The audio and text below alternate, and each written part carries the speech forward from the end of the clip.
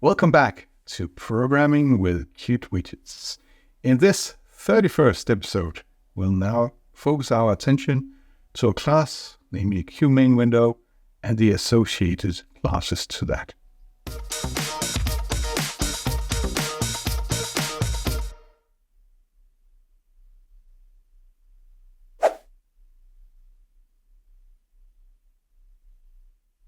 Let's have a look at what a typical main window look like. And all applications have an area that is the central area where they work in.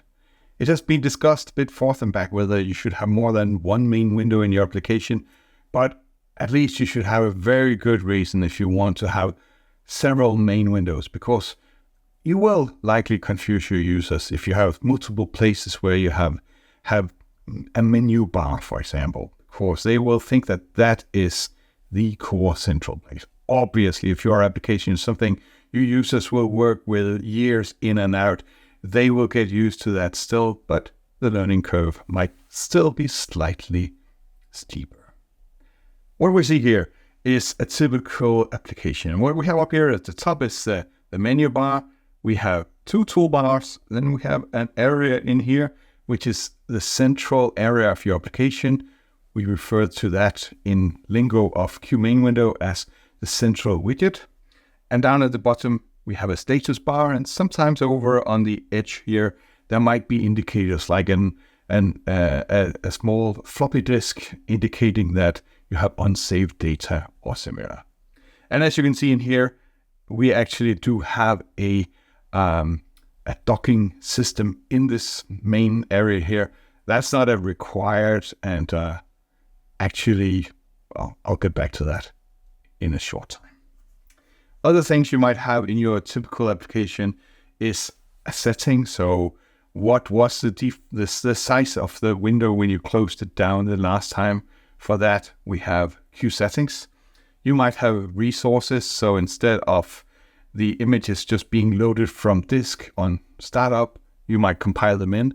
That was actually an episode already previous in this on resources.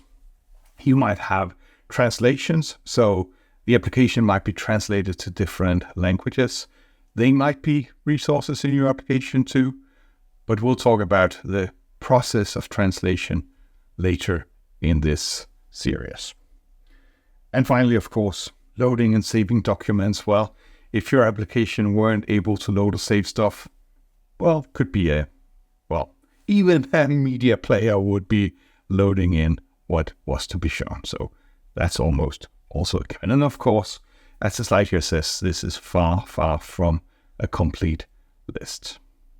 Okay, let's look at what this looked like in terms of Qt classes. So the whole thing here is a QMainWindow. And a QMainWindow has a number of these things built into it. It has a menu bar at the top. You go to the main window, you ask for the menu bar with a method called menu bar. And now you have a pointer to a Q menu bar that you will add menus to. They are instances of QMenu. You have the central widget, which is what the whole application is. Set central widget and specify a Q widget for that. Toolbars, you can have multiple of those. And as you can see here in this example, they can be placed all around, and the toolbars can be configured whether they should be draggable, whether you can even drag them off your application so they stand on the site. And that is, of course, as I said, configurable via the Qt toolbar instance that you created. If you want, you have a docking system built in here too. And let me just do a small advertisement for KDAP's docking system. If you are writing an open source application, well, it's GPL'd. But if you're working on a commercial one, then you need to pay us some money. But that is nothing compared to the overwhelming discomfort that the Qt own docking system has. And I'm not even bashing them. It has been agreed upon with many people over a long time that the docking system in Qt is subpar. It will do good enough for the default setup, but as soon as you want some additional things like the docking should be styled different, each of those, then you get into lots of trouble. And fortunately, there's a link here for KD Dock Widget, and there is a number of videos that shows how it works. It's pretty similar to the docking system in Qt, but has been written many years after, standing on the giant of the shoulders. And finally, at the bottom, also in blue here, we have an instance of the status bar, or instance of the class Q status bar. And again, you get to that by going to the main window and saying, hey, status bar, parenthesis open, parenthesis close, and that returns you a pointer to that status bar. One thing to notice is that you will not see a status bar until you've asked for it the first time. So if you do not want to risk that the first time there is a status bar message showing up that it resizes your window, then in your constructor simply ask for the status bar and don't use it for anything, but then the area will be allocated on the screen. Think of your favorite application. It likely has a save and a load and an undo and a redo. And where do you find those? Well, you find them on the toolbars. The toolbars are there to make those actions super easy to get to. But you'll also find them in your menu system. And imagine, you need to be as old as me and have been using Qt in version 2 days. There we could certainly, or was it even in Qt version 1 days, imagine a world without the class Q action. Because back then, we needed to go to the menu bar and say, we'll go to the menu that was the place in the menu bar where the save action should be added. And then we'll say, please add an icon here. The text should be this. There should be a small icon next to it. And when it's triggered, it should go and execute this code. Next would go to the toolbar and say, hey, I would like to add an icon to the toolbar. The icon should be this. The what's this and the tooltip and the action trigger and so on should be this. And then at some point, we saved the document, so there was nothing to save. So we wanted the save icon to be disabled. And therefore, we went to the menu bar or to the menu, and we went to the toolbar and we said to both of those places, please disable this action. And this, of course, screen for a class that represent this action. And ta-da! There we are, the class Q action. So the Q action, you specify to the Q action, here is the text, here is the icon to use, whether it should be enabled or disabled. You connect to a signal for the Q action. And then the Q action, you can add it to the toolbar. You can add it to the menu in representing there. You can even add actions these days to other widgets. And what will happen is that the list of action that has been added to a widget can be shown as a context menu whenever the user right-clicks on the widget. The code looks like this. In my main window, setup actions. That's just a function that I invented here. I create an action for open. I specify this being the parent. I set the icon to be this icon here, as in C:/, it's a resource. I set the shortcut to be this shortcut for open. If I wanted custom shortcuts for my own setup, for a function that didn't exist, then the Q key sequence also allow me to specify my own. So Control, Shift, foot pedal, whatever, F for whatever. But there's a bunch of these pre-existing ones that should be the same across all applications. The tooltip here, and finally connect to the triggered signal. Whenever this action, wherever it was triggered, it should call this method here. See, this slide is slightly old. On open, I don't like the on stuff because it's kind of telling me where I came from. And imagine that I wanted somehow from a dbus message coming in or something else to open it. It feels weird that it tells me where I came from. But I already had that discussion in the Qt Designer episode on that. And then finally, I take my action, add it to the menu that I created somewhere and to the toolbar that I got from Q main window. Well, I created a toolbar myself, added it to the main window because I could have had multiple toolbars. So add it to whatever toolbar here, whatever menu here. And obviously this code is not complete because where did I get menu and toolbar from? Well, they were either instance variable or created online 1.5 up here. Make your actions children of the main window. That way they will be deleted together with the main window. And here are some of the methods available on QAction. Set enabled to enable or disable an action. And of course, it will be shown in a disabled state if it's disabled on the user interface. Set checkable is set one of those actions that in a menu will have a checkbox next to it, and on the toolbar will be shown in a toggle down state. That's a set checkable one. You can even set data on actions, which is pretty useful in situations where you have a number. Imagine that you had a list of colors, and then instead of that you needed to go to the red color action and figure out that it was red from reading the string RED. You could simply on that call set data on that action, set data, and then specify QColor : red, and later on go and get the color out of it by simply calling data and converting that to a QColor. Icons are mechanisms where you can have an icon in a different state depending on the state of the application. Is it enabled? Is it disabled? Does it have keyboard focus and so on? Go and look in the QIcon class for all the details there. And now that was QAction. The menu bar itself is represented by a class QMenuBar, and it's sitting there at the top of the application. Or if you're running your application on macOS, it's sitting at the top of the screen. I never really understood why they want to do that, but hey, that's not for me to judge.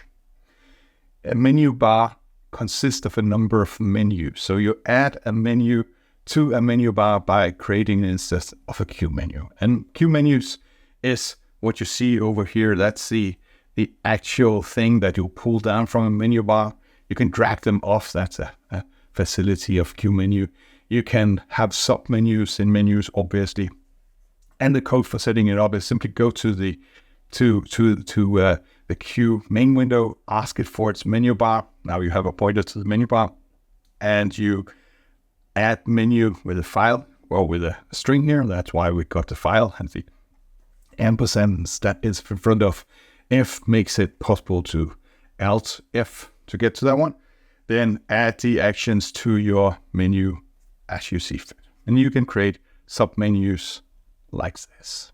Next up is the class QToolbar. And that is a toolbar, as you see up here on screen. We see one toolbar up here, but as you can notice by these dotted line here, I can actually tear it off and place it in a different place in my layout. And sometimes you want it to be a top-level window standing next to your application, which can be somewhat tricky if you have other things that take focus whenever you move into them, and then your toolbar, which belongs to the application, will then give away focus and the toolbar will be hidden. That is somewhat to be careful about, but you have the facility depending on the application. The way that you use those is that you simply create an instance of your QToolbar, and then you add toolbar with this toolbar to the main window. It has additional parameters telling where it should go by default.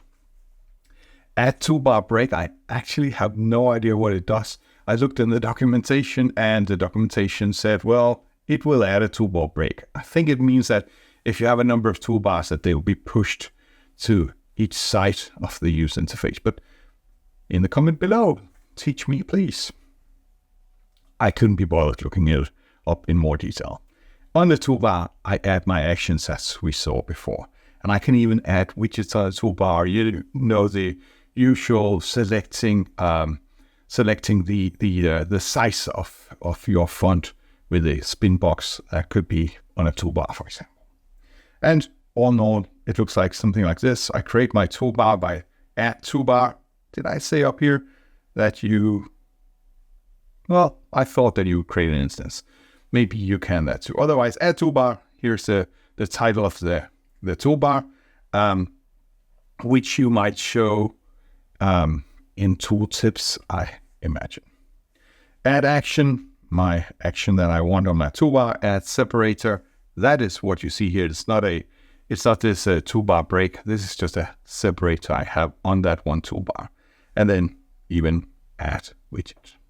In the good old days, when my hair was still existing on all of my head and so on, we would be creating Qt toolbars and populating those with instances of Qt tool button.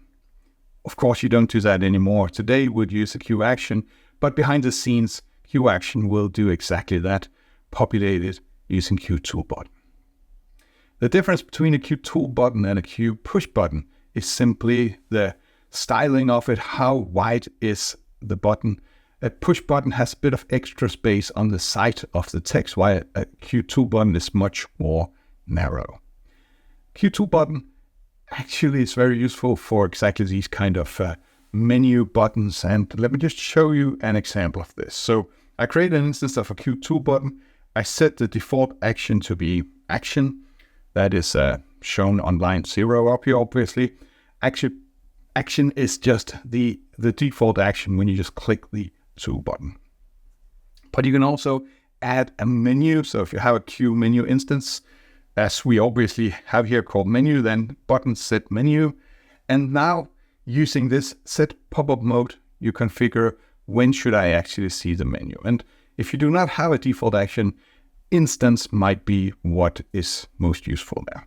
But otherwise, pop-up menu indicating that, hey, I actually do want to show the menu. And set tool button style, you can configure exactly where should the text go compared to the icon on that button. But again, for a much more in-depth discussion on this, go to the Qt Widgets and More episode. The final piece in this whole user interface is the status bar. It's sitting at the bottom. Sometimes you can show a status message in there simply by show message on the instance of the status bar. You get to the status bar by asking the main window for status bar, parenthesis open, parenthesis close. It returns you the Qt status bar. And as I said before, if you never called status bar, you will not have any screen real estate allocated for that. It will show up the first time that you call status bar. The status bar has this funny little widget here, the corner widget, where you can actually resize the window by simply pressing down on that one and dragging it. A useful facility. I guess it makes sense that it's built into the status bar. You show the message by calling show message, the message that you want to show, and very important, timeout. It is somewhat of a bad behavior on your application if you forget to time out. Just imagine your application saying, oh, I failed to save the file. And then you try to save it again and you look down and it still says, I forgot to save, I failed to save the file. Was that the first or the second time that it failed? For that, show I failed to save the file for 3 seconds and then make it go away again. Or if you want, you can clear it away right away. You can even add widgets and add permanent widgets. And permanent widgets are widgets that stand there permanently, while add widgets will go away after a while. It looks like this. Get to the status bar, show the message ready, and I should likely have made that one go away because it doesn't make sense that 20 minutes in the usage of my application still says ready. And then add a label on my status bar for whatever reason I want to do that. But it's simply the bottom part of your application. You can add additional facilities there besides the message. Now I remember. Did you see that in my face? Rewind a bit when I told you that the difference between add widget and add permanent widget. I was like, yeah, it must be going away the non-permanent one. I was wrong. I remember now. If I show a message, then widgets added with add widgets will be hidden for the duration of the message and then shown again. Permanent widgets will not be hidden. They will be sitting there forever. Check me out. Write in the comment below that I think I'm right. Look it up yourself. It's an exercise. I'm just trying to get you engaged here. Yeah? Don't believe me? Oh well. That's it. Already such a super short module. Well, a new module will come out soon. Maybe it's already out when you're watching this. In the next module, we'll talk about the core classes in Qt. That's the string classes, the regular expression, the container classes, how we do file I/O in Qt, and finally, that's for you to have sleepless nights over the property system and the variants in Qt. But that is for the next module. Until then, I would say have a great time. But before we go there, maybe go and actually play with what you learned by now. Try and create a main window. Go and do it from Qt Creator, because that's what you most likely would do. Create your main windows in Qt Creator and then look at the generated code. As the previous few episodes here, I showed you QDialog, and obviously you will not do that by hand in most of the cases, but understanding what goes on under the hood is so useful. And then, until next time, have a great time. Oh no, Black and White, yes, but don't say that it's over. It was just so much fun. Oh well, if you want more Jesper, then go and check out the Qt Widgets and More videos. We have more than 100 videos there by now.